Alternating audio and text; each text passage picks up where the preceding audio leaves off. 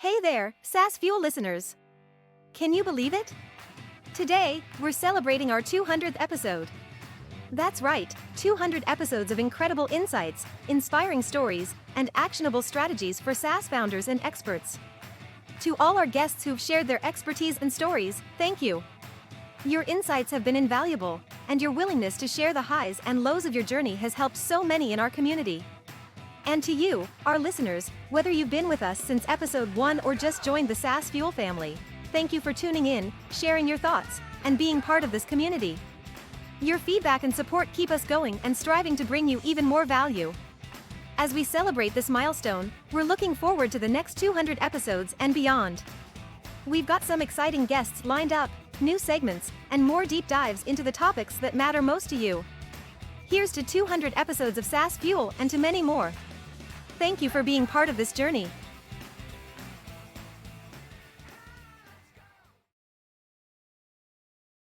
Welcome back to the SaaS Fuel podcast, where we have reached a milestone, our 200th episode. It's a big celebration. 200 moments of brilliance, laughter, great insights, and the occasional plot twist that keeps you coming back for more. And those moments of brilliance, 98% of them come from our incredible guests. And I'm incredibly honored and excited to talk with them and build long-term relationships. And that is the real perk of doing the show. Well, I am your host, Jeff Maines. I help B2B SaaS founders like you grow from traction to scale. Here, growth is more than just numbers. It's about crafting a future-proof company, premium valuation, and leaders who build a business of significance while living epic, adventurous lives. Well, after 200 episodes, what insights have I gained from all of our guests? And I'll tell you, there have been some great ones. And so I really broke it down to 3 lessons today that really apply to SaaS founders all over and that I've learned through my experience and also from these past episodes. And these lessons have transformed my business. They can do it for yours as well. Business strategy, they'll drive incredible success. So here they go. First is thinking about navigating the B2B landscape can be really overwhelming overall. Starting a business and getting to $1 million and then 2 and 4 and 10 and 20 and beyond. It can be overwhelming. I think some big struggles: pricing, building a loyal customer base, getting lost among lots of competitors, but also getting lost in your focus because there's so many distractions. And those kinds of challenges can really hinder growth and limit potential. And 200 episodes of insights and interviews, 3 crucial lessons that can help you overcome those hurdles and thrive in a really competitive marketplace. The first one is pricing, power or pitfall. One of the biggest mistakes that I see SaaS founders make, and I've made myself, is guessing at pricing or just copying competitors. But the thing is, your offer is not just about features, it's about value, it's about benefits. And not benefits, for what your thing does, but it's the value and benefits for your ICP. And packaging things in a way that makes sense to them and that they see value in that. So packaging your solution as unique and different, focusing on the client's needs and pain points, is absolutely crucial. So it's not about what your software does or features or stuff in it or really cool things that you built, but it's about what it does for them. What value does it bring to them? What problems does it solve for them? And a well-crafted offer can make your solution absolutely irresistible. So I would say don't leave it to chance. Research, test, perfect your pricing and packaging strategy to stand out in the marketplace. As in this competitive environment, we have to stand out. The second big one is community is currency. And this is one I kind of knew, and Lloyd Lobo in that episode took it at a whole new level. He actually came back a couple of weeks ago and did a training for our group that was just absolutely on fire. But community-led growth, no ad campaign hype or offer can compare to the value of a strong community. And building a community around your SaaS product creates a loyal customer base that advocates for your brand, provides valuable feedback, which is so critical for us, especially early on. But it also drives organic growth, brings CAC down.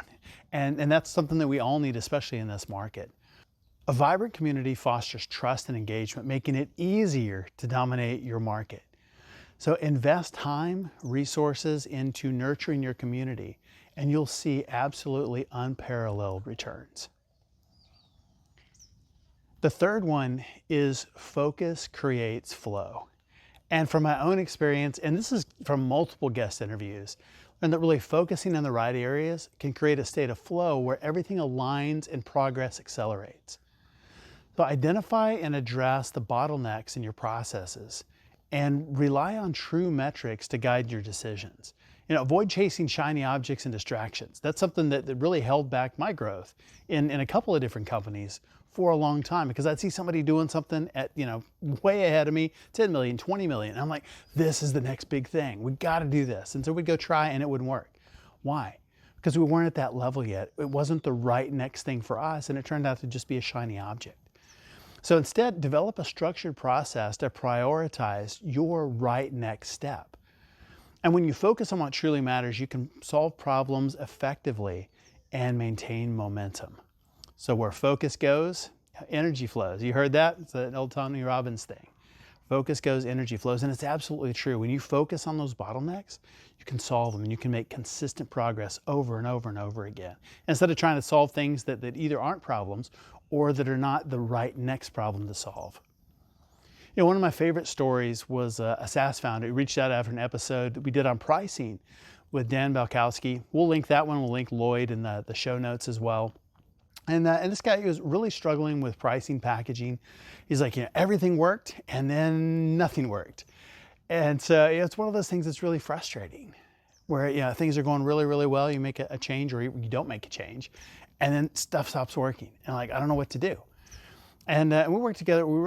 There was an offer problem. And that was really the big part of it, is kind of tapped out those referrals and those easy wins.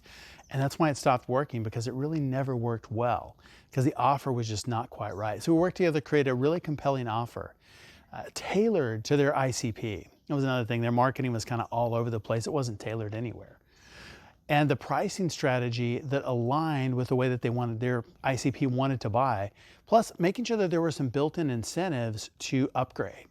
And boom, they saw a dramatic increase in conversions. Another guest shared how building strong community, this is after Lloyd's episode, really focused on building that strong community, and they had what he called it, unintentionally stealth startup. You've heard of stealth, building and stealth, stealth startups. This is unintentionally stealth, and we refer to that as the world's best kept secret. And they're like, yeah, that's totally us. And they turned that into an industry leader without heavy reliance on paid ads, and they did it through community-led growth. And my own journey focusing on metrics and addressing bottlenecks has led to consistent growth as well. I've seen that in a lot of other clients too, where they're really focusing on what is their right next step, get the entire company focused around that, solve it, and then move on. So every sprint, it's that right next step, right next step, right next step, right next step. And that's what SaaS Fuel OS is all about. But those real world examples just kind of highlight the transformative power of those three lessons. One is to create a compelling offer, one that people feel ridiculous saying no to. Why would I not do this? Second is build a strong community. I don't think that can be overstated. And it is so important. That is going to be a real differentiator as we continue to move into an AI world. And the content is just everywhere. It's just going to get worse. But it's really building relationships and community. And then the third is focus on the right next thing. So those principles are the keys to unlocking your business's full potential, and my biggest takeaways from the last 200 episodes. Our founder on Tuesday was Glenn Paul, president of Dot Photo. We talked about customer engagement, personalized outreach, and one of my favorite things was a 5-step process for outstanding customer service. Really kind of how to think about that and how to address issues, because we all have issues we have to address from time to time, right? Our expert guest last week was JP Albano, co-founder and CEO of Significant Lifestyle Communities. He's a tech sales leader who leveraged earnings into an empire. We talked about how to build wealth while building a company, and of course, making your money work for you post-exit. If you missed either one of those episodes, go back and give them a listen. All right, my guest today in our 200th episode is my first repeat guest ever. He was also our first guest, all the way back in episode number 1. Neil Gordon. Neil is an expert at helping entrepreneurs attract high-level clients, increase their revenue, and elevate their brand status. He helps business leaders craft a message about their company and themselves in a way that's engaging and prompts curiosity from other people, instead of an old tired elevator pitch that makes people squirm and head for the exit. It's a message that intrigues, engages prospects. They say, "Oh, tell me more." Welcome first guest, friend, and brand messaging master, Neil Gordon. Hey, Neil, welcome back to the SaaS Fuel podcast. Thank you so much, Jeff. So happy to be here again. I'm really, really excited about today because this is the first time ever that a guest has come back. And you're absolutely the first, and really excited to have you back here in episode 200. What's been going on the last couple of years? I've been doing all sorts of different projects, honestly, Jeff, that, as I'm sure with your many, many endeavors over the years, you could appreciate. And Absolutely. I'm really excited that right now, as of our recording this episode, I'm in production on my very first book. And it's a business fable that speaks a lot about what we talked about in the first episode that we recorded together. And it's because I have a background in book publishing and have been quite precious about the book publishing process over the years. It's a pretty big deal for me. So I'm excited. It is. It's a tremendous amount of work and incredibly rewarding. I know you've done that for other people, and really excited you're doing it for yourself. Well, thank you. I appreciate that. So tell us a little bit about the book. And last time we talked some about that, how contrast creates clarity, and specifically the silver bullet. One of my favorite things. Well, I appreciate you saying that. And so, to understand, or maybe a recap from what we talked about the first time, an expert, and in the case of our audience here, a SaaS founder or SaaSpreneur, as we might call it, they have developed a certain level of expertise in how to solve a problem, and the platform is meant to solve Yep, that problem, right? And exactly. honestly, Jeff, I'm just so amazed by how particularly niche some SaaS platforms really are. Like, there's one that is entirely based on helping authors to get reviews on Amazon. The entire platform is just to get reviews on Amazon. It's their sole purpose. I mean, it's just such a specific thing. Anyway, with all of that, what most experts do when they're looking to sell their idea to others, whether it's in a demo video or it's in getting funding from investors or it's in any other kind of content that's meant to persuade others, they do what we could call the show up and throw up, which Yep. is right. It's just, Yeah. I have all of this information, I have all this knowledge, I've developed it for years. Now I'm going to give it to all of it to you right now. I don't want you to say no, so I'm going to give you everything that you could possibly need. Right, exactly. And this is Yeah. what we can call the expert's curse, in that what they're doing is they're meeting the audience where they're at, where the expert, where the founder is at, as opposed to where the audience is. This is the thing that we've been seeing for 2,500 years among some of the most celebrated thinkers of all time. And so when we think about Socrates and Aristotle and Sun Tzu and so many people since, not that they only communicate in the silver bullet model, but it winds up being, when you go on to Goodreads, for example, and they vote on all the best quotes of any of these thinkers and whatnot, what you find is at the very top, or one of the, almost at the very top, is this sentence. And so an example is Sun Tzu's "All of warfare is based on deception." That's line Mm. 18 of the first chapter of The Art of War. 2,500 years old, still being quoted. You see it in TV and movies and all of that. And that sentence, "all of warfare is based on deception," is like a recipe. Sun Tzu has all of this information, but he gets down to that one idea. He's like, if you want to Yeah. win at war, you deceive your opponent. And that clarity, that essence, that kind of potent prescription for meaningful and positive change is what founders and other entrepreneurs ultimately need to say to, let's say, a VC, if you want to solve this problem, this is how you do it. And our platform is the key to making that happen. Right. Right. So it just becomes this very powerful persuasion technique. And so to circle back to your original question, the book is a business fable where there is, funny enough, a SaaS-like founder. I mean, she has an education company. This is a CEO. She's the client in this story. And she's trying to land massive contracts to really get this platform off the ground, and meets this rideshare driver who helps her to find a silver bullet that she then kind of almost accidentally incorporates into an upcoming presentation she gives. And that gives one of the superintendents in the audience enough juice to want to talk to her further. And so the story is this driver, who's secretly a real expert on silver bullets, by the way, winds up helping her and her team to find another, like drilling down even further to really sell this platform and really make it work. That's really smart. And so is it like, sometimes we'll meet people and they just have a way of saying something or putting something and it sticks in our mind, or that you hear it and you go, ooh, I want that, or that's exactly what I've been looking for. It just resonates and it sticks. Is that what we're talking about with the silver bullet? I could even do you one better, Jeff. I have a story of when a client of mine, this is going back a few years, and it was right after the pandemic. It was right after the pandemic started.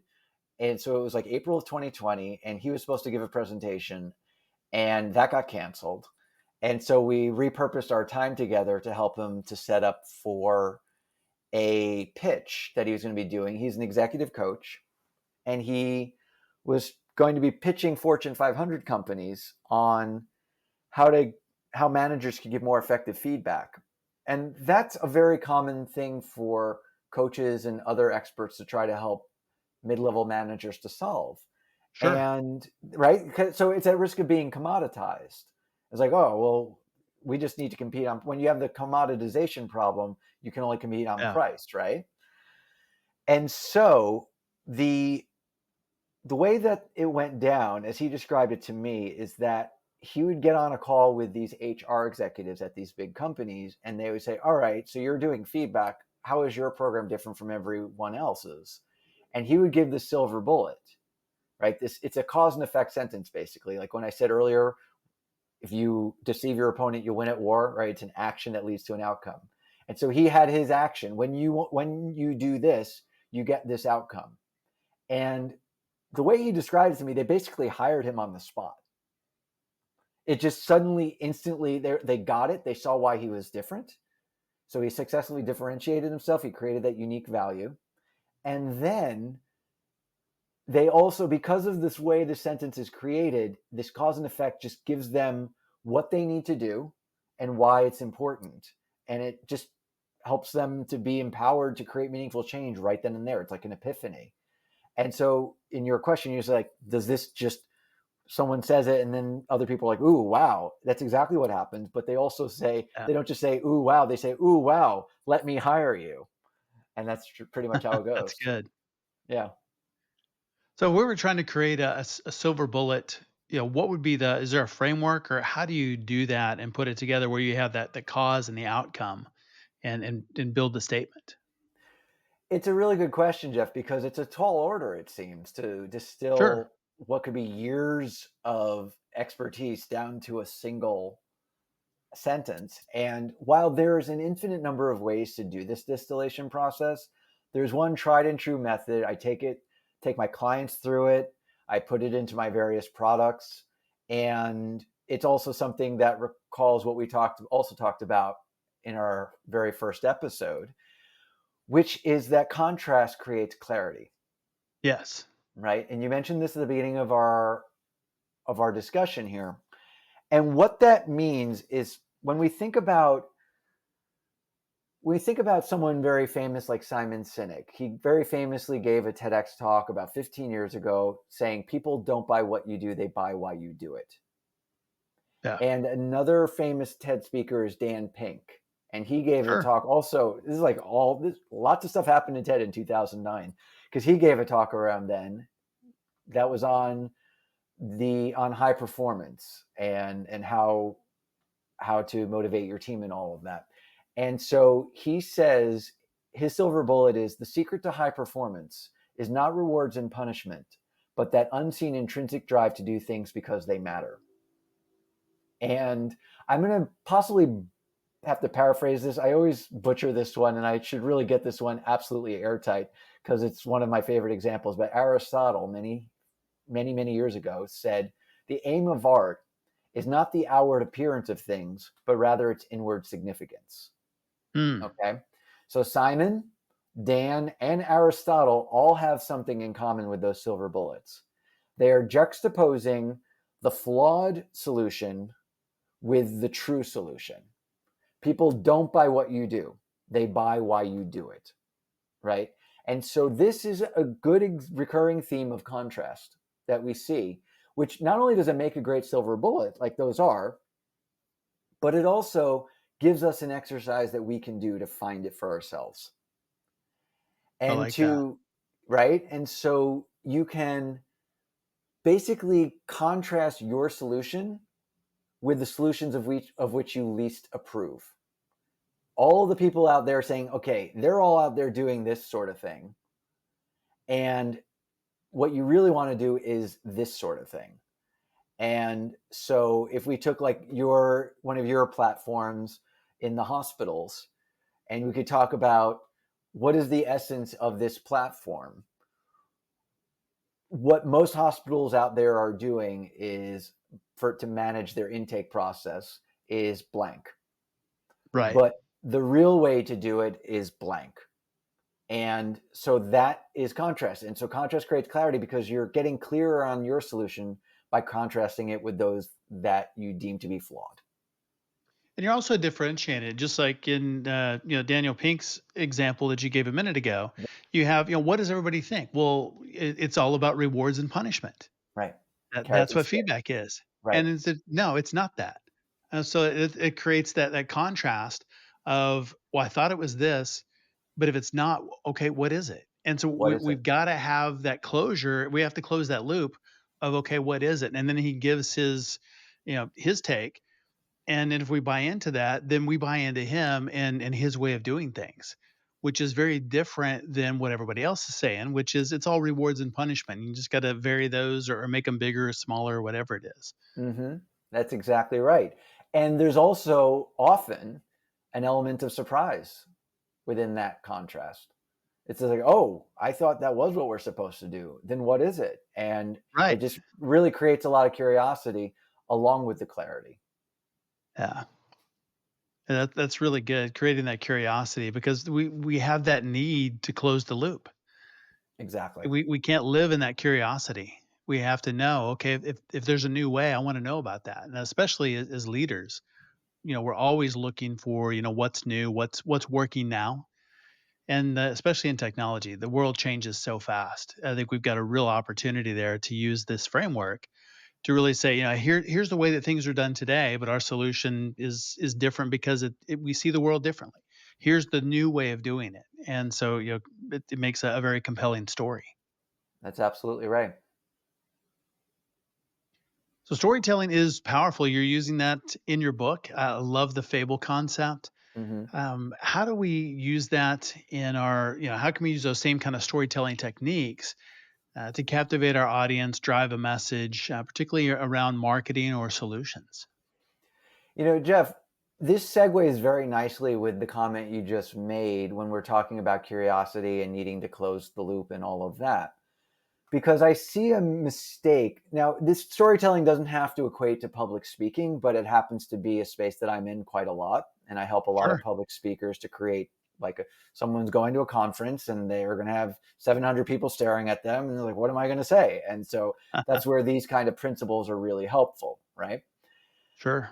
But what I find is that a lot of speakers, when they go up on stage, and this returns us to that show up and throw up thing that we were talking about earlier, is that let's say they're going to be giving a talk on the subject of their platform, right? And it has to do with aggregating data. And they go up there and say, all right, I have 5 concepts for you to learn about what you need to know about more effectively aggregating data. And then they spend 45 minutes on stage providing equal time to each of those 5 concepts. And that's what they Yes. think their presentation needs to be. This is a deeply, deeply flawed approach. Okay. And the reason why is because what they're going to do is they're going to go up on stage and say, all right, so I have 5 things for you to learn about today in aggregating data, and I'm going to take you through them right now. And it's a little difficult to quantify, but anecdotally, I've seen many times where someone gives a presentation like that, and everyone just kind of slumps in their chair and takes out their phones and Right. either answers emails or they play a game or whatever it is. They do the New York Times crossword puzzle. And what's happening in that moment is that the speaker is killing the absolute most powerful asset for keeping an audience engaged. And that asset is the thing that Hollywood knows how to utilize and does to great effect. And the top most grossing movies are movies like Avengers Infinity War and Avengers Endgame. And Sure. when, right, you remember when that came out in 2019? Absolutely. And Endgame broke all these records because Infinity War had like one of the biggest cliffhangers I've ever seen in a movie. Yeah. And sure enough, everyone just shows up in droves the following year just to see what happens, right? The thing that drove everyone to the box office that weekend was anticipation. Yes. Ready to dominate your market and skyrocket revenue? Dive into Small Fish, Big Pond, building a world-class business that swims circles around competitors. Do you hear that fish? That's unbelievable. I got to grab a pole when I finish this. This book, Small Fish, Big Pond, is packed with powerful marketing and leadership insights guaranteed to transform your business and operate world-class. Small Fish, Big Pond delivers proven strategies to sharpen your marketing message, deliver unmatched value to your clients, and guide your prospects' buying journey to the one inevitable conclusion. And that is that your company is the only solution for them. So inside, you'll find step-by-step frameworks and time-tested growth principles to attract your ideal clients, convert them, and transform them into your passionate brand ambassadors. Get your copy today in print, ebook, or audio at smallfishbigpond.com or on Amazon. Plus, remember, every book sale supports charity. So dive in and make a difference. And since this is our 200th episode, anybody that messages me, we will give you the book absolutely free. If you want to make a donation, it'll all go to charity. But just drop me a note. The book is absolutely yours, or you can go pick it up at Amazon, and that'll be appreciated as well. Right? And that's the curiosity gap that you and I were talking about a moment ago. Curiosity drives anticipation. But the thing is that when it comes to, well, anything, but especially public speaking, like we were talking about, anticipation is what drives engagement. So you go up on stage and you say, here's the 5 things. It kills anticipation. They know what they're about to get. And so you Right. originally asked about storytelling, right? And so what does this all have to do with that? Storytelling becomes this super powerful way to build anticipation in your talk and in a book and an article and everything else, because you can tell the story of, let's keep this in the realm of our audience here, right? You could talk, let's say you're going up on stage and you're talking about something like data, like I mentioned earlier. Right. You could say how a company was really struggling with their data, and they're hemorrhaging money and they're blowing through all of their investment money and all of that, and they're doing this and all these bad things are going on. And then they made a change in how they managed their data. And not only did they stop hemorrhaging money, but they led to exponential growth where they had 10x within 3 years, all because of how they changed their relationship to how they changed how they managed their data. And you say that in the first couple of minutes of your talk, how many people are going to be taking out their phones at that point? Nobody, because Nobody. you just set the stage of, here's what happens if you don't pay attention, and here's what happens if you do these things. And Yeah, I'm about to share with you the secrets that made that transformation happen. It's a exactly. great setup. Make something that's relatively boring data Right. into something that is, I've got to know the answer to that. I've got to know the answer. I mean, how many talks on data have had you on the edge of your seat, right? I chose that example for a reason, Jeff, It's a because great it's one. like because you think it's like going to be dry as dirt, and it just turns out to Yes, be this highly emotionally charged experience.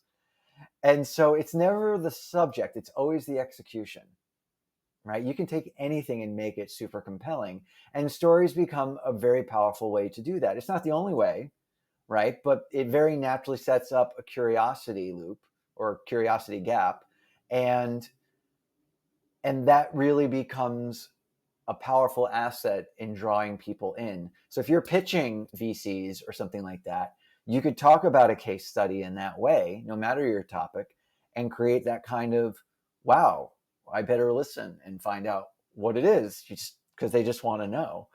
And yeah, it pairs very nicely with the silver bullet because anticipation can build up very high expectations. But because of sure. how powerful that silver bullet essence is, you meet and even surpass those expectations. Can you walk us through your process for developing a compelling story for a presentation or a speech? Particularly, presentation, speech. I think it's all the same thing because it's communication to other humans. Mm. Yeah. Yeah. Well, we can do it on two levels. On one is what's the fundamental ingredient that makes a really compelling story? And then we can talk about how does that element fit into the kind of storytelling we're talking about. So on the first level, if I may, because I've seen so many presentations on the power of storytelling and the person didn't tell a single story throughout the presentation, and I don't want to make that error, that mistake, Jeff. So really, really quick, Sure. when I was in fourth grade, my class did a production of The Jungle Book based on the Disney cartoon, Okay. and right, you remember that one? Of And course. I played King Louis the orangutan, and I had a Oh, big that's awesome. right, I was the big, I had this big song and dance number, I want to be like you. But the Yeah. first time I ever wore my costume was opening day, and I had these big furry gorilla slippers on over these brown tights, and I was a huge ham. I kicked my legs every which way, and went nuts on the stage. And it was kind of funny. A little 10-year-old doing all of this. But on that first performance with my gorilla slippers, the left one fell off, and it landed with an unceremonial thud in the pit between the stage and the audience. And I had the fourth grade equivalent of an oh crap moment. And so I don't know what possessed me to do this, but a split second later, I just reared my right foot back and hurled the other slipper off my foot as hard as I could, and it sailed halfway across the auditorium, and everyone went berserk. And it That's was great. such a great moment that I deliberately kicked my slippers off every performance thereafter, right? Learning that sometimes the greatest catastrophes are the greatest opportunity for success, That's good. right? Okay. So you laughed, you had a good reaction. Let's say that that's evidence that that was a worthwhile story, worthy of our listeners' time, right? Yeah. So the question is, what is it that made it as such? It has a lesson, and that's often what people guess is that, like, well, it had a lesson, and that's what and yes, the lesson is the thing that's ultimately of value to your audience, but there's something that made the lesson possible. And that I think it's thing, oh, if you have a guest, I don't ever like to set up my podcast host in case they're like, oh, I don't know. But if you want to go for it, Jeff, I fully support that. sure. I think some of it is relatability. We've all been kids. Hmm. A lot of us Hmm. have been in school plays. All of us have made mistakes. And so I think just that relatability, we can see ourselves in the story.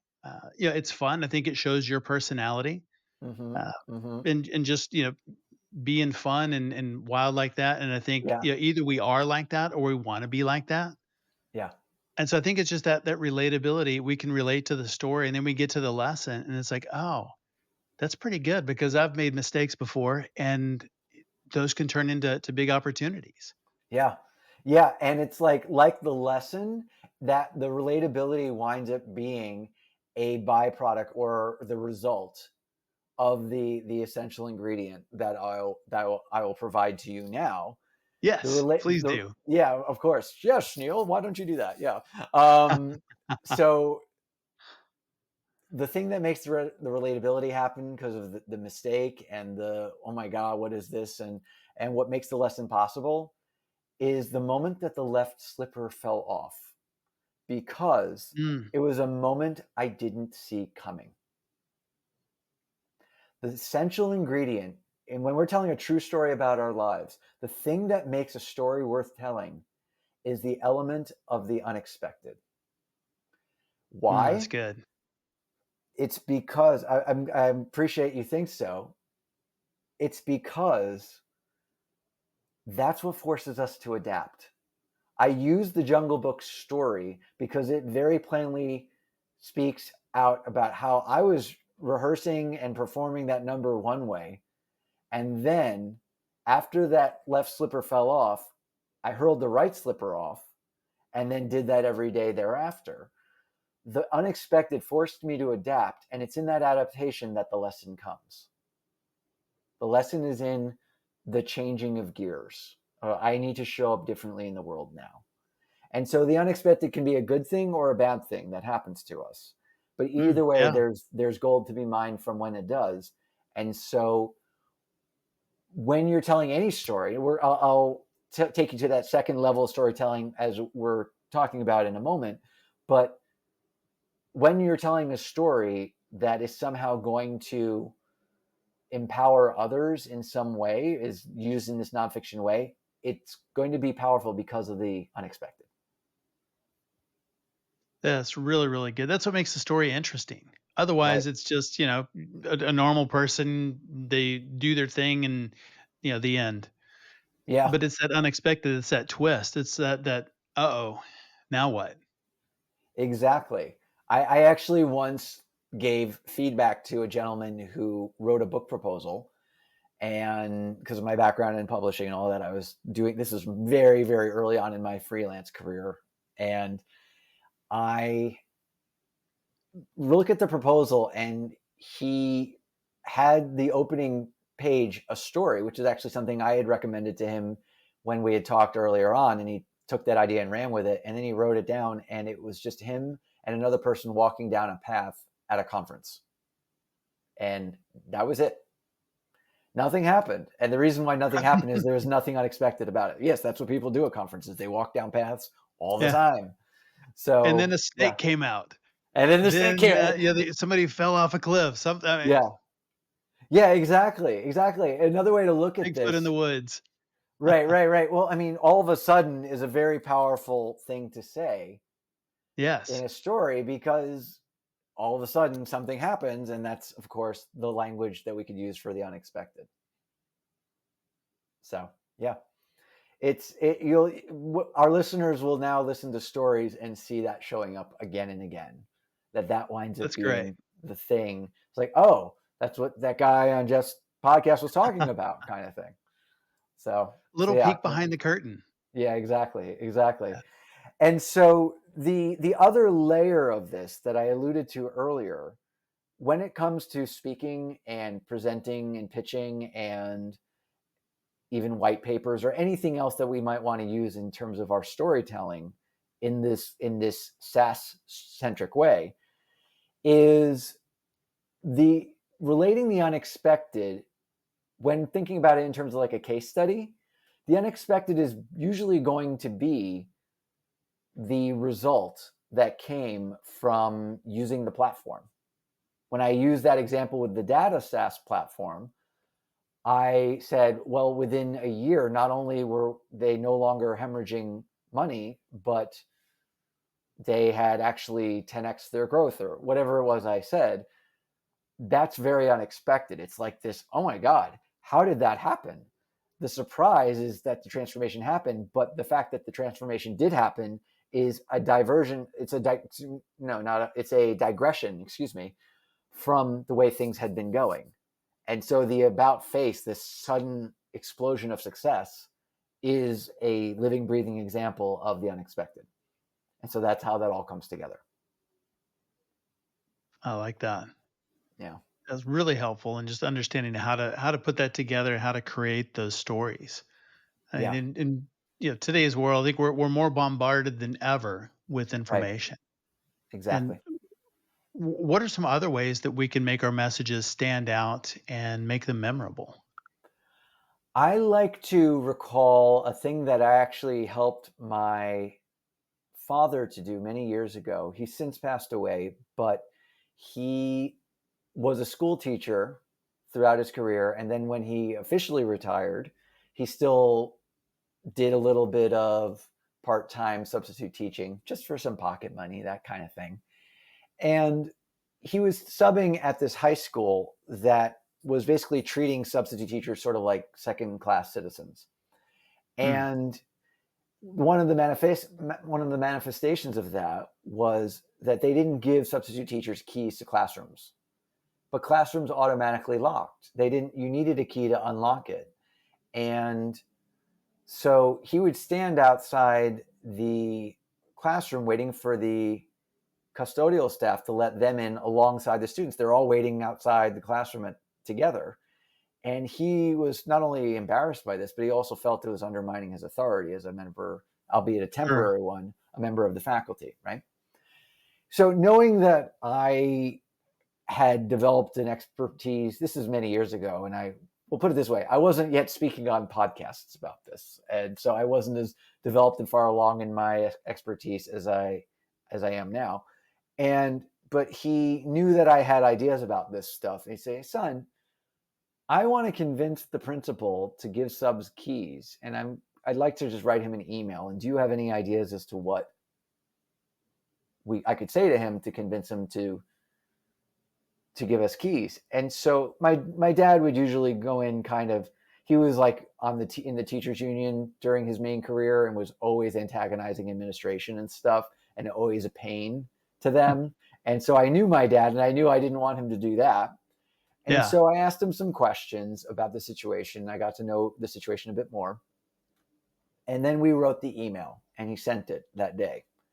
The next day, the principal saw him in the hallway and said, I hear you, let's meet.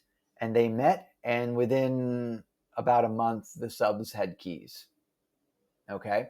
Now, first of all, as for those paying attention, that was a curiosity gap. That was me telling a story and jumping forward to the outcome. And now there's Right. perhaps curiosity. What was in that email, Neil? Exactly. Right. Right. So just, I was walking my talk just now. Anyway, so what we wound up doing, well, I'll just tell you what the beginning of the email said. It said, we are a group of substitute teachers who are concerned for the safety of our students. Hmm. That's Okay. good. Yeah. And he then describes how the previous year there was a lockdown because of a perceived threat, right? This is a thing that happens in schools today. And there was a lockdown, and several students in his class, when he was subbing, asked to go to another classroom because the custodial staff had unlocked the door, but because he didn't have keys, he couldn't relock it. It wasn't just a simple button that you push. You needed keys to lock or unlock the door. And Okay. so they asked to go into another classroom where the teacher did have a key. And that was the story he told in the email. And that's ultimately what persuaded the principal to go along with, to be open to the idea to meet, first of all, and then, of course, to leading to making a change in policy. Okay. Now, you were up for me quizzing you on the Jungle Book story a moment ago. So maybe you're okay with me quizzing you Of again? course. Of Okay. course. All right. So the question, Jeff, is what was it about that email that persuaded the principal to go ahead with this idea? I think it starts with aligning the goals. It's about the safety of the students. But then the unexpected is, what if the unexpected happens? Yeah. And so I think it's that what if scenario. You don't want to be the person who said no or didn't take action now, that you know that this is, a potential threat. Yeah, And so, you have an opportunity to step up and be the hero and provide a solution. that's right. And so I want to just take a moment to acknowledge, Jeff, that I use this story usually as a way to teach a certain concept that I'll reveal in a moment. But that's what you just described, like giving them the opportunity to be the hero and all of that is also, I mean, it's not usually how I use the story, but it's just such a powerful persuasion technique because it's helping them. Identity is a very powerful thing. It's a very powerful motivator. When we give somebody the chance to assume a level of identity that they wish to see in themselves or they already do, Yeah. identity is just so powerful in helping people to see themselves in a solution. And so that's just a really nice side principle that I hadn't even planned on sharing with anyone, but you spoke to it, and I just very much appreciate that. That's absolutely true. And the first thing you said was the common goal. And what I'm amazed with is that this has always struck me as a very simple idea, but it winds up really transforming people's outcomes. And I can even speak to an example of that in a moment. And the principle is that, and I don't mean the principle in the story. I mean the concept, the LE at the end of principle. The principle that I'm teaching here is that people are most likely to embrace a solution when it's provided within the context of a problem they care about solving, Yes. right? When our listeners, as SaaS founders, are looking to sell their platform, there is probably a likelihood to talk about the platform. Like this is even the thing that happens in Silicon Valley, where the main character is so precious about the platform and that's what he wants. But at Right. the end of the day, the platform is meant to solve problems that people presumably care about solving, right? And the opportunity here in persuading others of the viability of a platform is framing it in the context of a problem that they care about solving and getting very curious and even geeking out on what that problem might be. And that's what I had my dad do in that email. The principal didn't care as much. This time I am using the AL at the end of the word principal, right, in the story. The principal didn't care as much about whether the subs clearly didn't, because the policy wouldn't have been there if he had. He didn't care about the embarrassment or even Sure. humiliation of a sub. That wasn't something that was top of mind for him. It wasn't keeping him up at night. But the safety of the students, Yep. absolutely. He absolutely doesn't want anyone to feel unsafe or even be unsafe if there's some kind of physical threat. And talking about identity, he wouldn't want to be the principal who let anything happen to any of his students, Right. right? Right. And so the opportunity here in being more persuasive is framing things in the context of the problem that others care about solving. And if you successfully do that, whether it's in a presentation, a pitch, I have my clients write up their proposals differently. When they've been invited to propose services to a prospective client, I don't have them start with the company or the solution. I have them start with the problem that the prospective client cares about solving. Because then if they pass the proposal around, people who haven't been in on the meetings, at least they know that the vendor, i.e. our listeners, care about the client. They care about the problem that they're trying to solve because Right. they understand it. So this is such an important concept that almost everyone overlooks.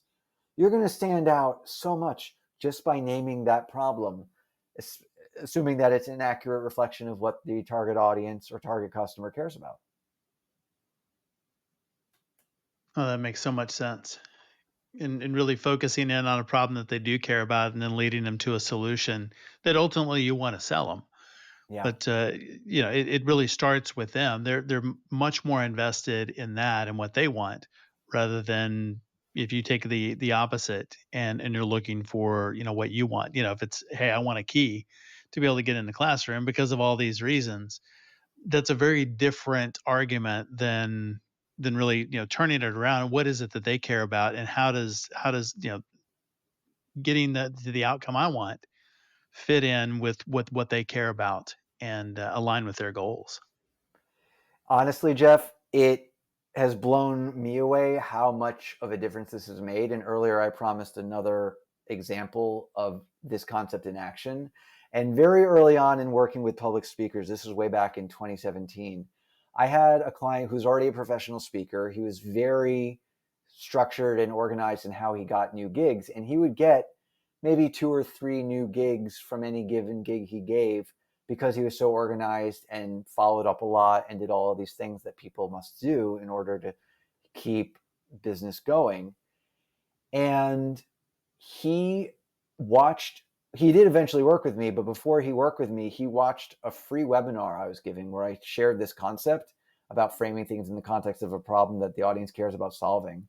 He made a small tweak at the beginning of his presentation where he named the problem that that particular audience had done. This is a free webinar. He made a change on his own. He got not 2 or 3, but eventually got 11 new speaking gigs from that Wow. one booking, just because we hadn't made over. I mean, he went on to grow, like going from like a 4-figure, like, $6,000, $7,000, $8,000 per speaking gig kind of speaker to a 5-figure speaker kind of thing. So the growth happened on many levels in the years after that, right? But just that one time, that small change from free content, this is how powerful context is. Bill Gates said in 1996 that content is king. And I argue that in this ever increasingly noisy world, now, what is it, almost 30 years later, that content is good, but it is actually context that's king. We need to change that letter. I think that's even more true now with AI Yeah. and just how much more content we're being bombarded with, even more stuff now. But it's that context, it's that experience. It's really taking that and turning it into something real, not just a bunch of stuff. I saw a software platform demonstration a month ago or 2 months ago where it was turnkey in helping you to write and illustrate a picture book and upload it to Amazon for sale in 2 hours. It's like bombardment is like just the it's like just the beginning here. This is like Yeah. a level of if you, I call it a silver bullet because the silver bullet was the one thing that could kill the werewolf, and the werewolf is the noise. It's the noise That's good. in our world. That's what we're trying to kill here. We're trying to cut through all the noise and still stand out. And the context, in addition, and with the aid of the stories and the silver bullet, becomes this winning combination that actually gets a person in 2024 to really stop and pay attention. And how do you define context? Context is often, not always, the problem that others care about solving. It's like, what is the goal / problem that people really care about? And when you speak to that, that winds up being a way into whatever the solution is. And so a good way to look at this is structurally in putting together a talk. But people understand the problem as experts, like they understand the root cause of something. The problem is that you're not organizing your data, kind of thing. Just to go back to that data aggregation example I used earlier, they understand the cause is just the organization and management of data. But the prospective client understands the problem that they're hemorrhaging money and that they Hmm. are a negative spiral and in their company, and their startup is falling apart, et cetera, et cetera. That's a problem that they understand, right? So if you're giving a Yep. presentation and you have people's attention, or hopefully people's attention, for 45 minutes, you start with the problem of hemorrhaging money. You start with that, and then you strategically build toward the reframe of the problem, as in, you don't really have a money hemorrhaging problem, you have a data problem. Mm. And so you can Yeah. take them. So to answer your question, what is context? It's really helping them to get invested in the solution that you're ultimately there to help them with. Like in that case, like a data management SaaS platform. You get them to you start with what they immediately and emotionally relate to, and then strategically move them toward your world so that by the time you present it, they are ready to go. And so that's a working example of what context looks like. I like that. Yeah. Well, looking ahead, what trends do you foresee in the field of communication and presentations, and how can we as leaders continue to develop ourselves and prepare to stay ahead of that curve? I have found that in a world of AI and automation, people are getting more and more scared, yes, but they're also getting more and more disconnected Mm. to other humans. We Yeah. lived in tribes for 180,000 years and then all of a sudden stopped and stopped seeing people and stopped. Now we're in these little boxes, in these little structures all across the planet kind of thing. And we didn't evolve to be that. And so I see the most powerful opportunities being in those who reforge those honest to goodness human connections with others. And so to circle back to your original question, what's the larger trend that I see? I see it as active curiosity in another human. Mm. It's really good. Actively, yeah, actively curious. It's not just asking somebody, so what do you do by rote? It's asking somebody, what do they do? And honestly wanting to know the answer and asking the follow up question and getting curious about another person's world and finding out what it is that they need. And if you become the person who either provides what they need or refers them to the thing that they do need, that becomes the thing that will I feel anyone can talk about automation and AI and all of that. And there's going to be lots of tools and lots of tactics and strategies that really help give people an edge. But I think at the end of the day, the real edge is going to be an honest to goodness human connection. And that's something that AI can never do. Nope. It will not ever be able to do that. As much, I think it's going to get scarily close to seeming like it can, like the movie Her. I do believe that's Sure. in our future, but we still know that it's not real. And that's going to be the differentiating factor moving forward is an honest to goodness human connection. I like that. Well, where can people learn more about you online?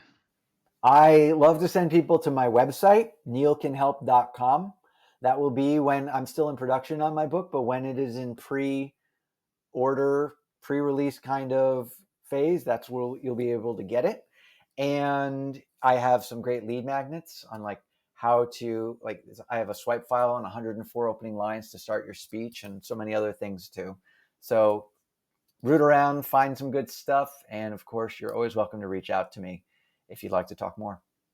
Outstanding. neilcanhelp.com, because he can. I'd sure like to think so, Jeff. Absolutely. We'll make sure and keep tabs on the book launch and promote it. Let everybody know when they can start pre-ordering, and we'll get it on the bestseller list. That's the idea. Definitely want that. I certainly appreciate that. Outstanding. Well, Neil, it's so good to have you back. Episode 200 here. Come a long way. It's very different today than it was back then. Yeah, Talk about that episode, and the only reason it was good because you were on it. that's sweet of you to say. And this is I just even appreciate better. that. So much value today. Oh, I'm really glad to hear that. And I really hope our people here are going to be able to find at least a few things that are actionable about what we talked about. Absolutely. Well, thank you for being on SaaS Fuel again. All right. Thanks very much for having me again. Thanks again, Neil, for coming on the show and sharing your insights again. So good. Wasn't he just awesome? I can't wait for the new book to come out too. I'll give you updates as I have them. It's going to be a great thing. As always, all links, highlights, resources, and full show notes are available at saasfuel.com. And of course, check us out on YouTube as well. Full video episodes, shorts, training, outtakes, maybe some fish jumping, and more. Thought leaders share. So share this episode with someone who maybe feels like they're the world's best kept secret and could use a great brand story to engage and captivate their ideal clients. Everyone who shares this week gets an epic tale toolkit. Includes a dramatic soundboard, customizable hero's journey templates, and a mini fan club to cheer on your narrative progress, making your brand story irresistibly compelling to your ideal client profile. Join us next Tuesday, where our founder is Sethu Meenakshi Sundaram, co-founder of Zluri. He works with IT leaders across the globe to help them manage their IT stack and build a healthy bottom line. And then next week on our SaaS Fuel Expert series, we have Sylvia LaFleur, author and leadership development expert. We'll be talking about how the behavior patterns we learned in our original organization, the family, show up in our present organizations at work, and what to do to change those patterns that no longer help us succeed. So I will see you next time. Thanks for joining me, episode 200, and as always, enjoy the journey. Let's do 200 more. Thanks for listening to SaaS Fuel. Full show notes for each episode, which includes a summary, key takeaways, quotes, and any resources mentioned, are available at saasfuel.com. Be sure to follow and subscribe wherever you listen to podcasts. And if you're enjoying the content and getting value from these episodes, please leave us a rating and review at ratethispodcast.com/SaaSfuel. We'll be sure to read these out on future episodes.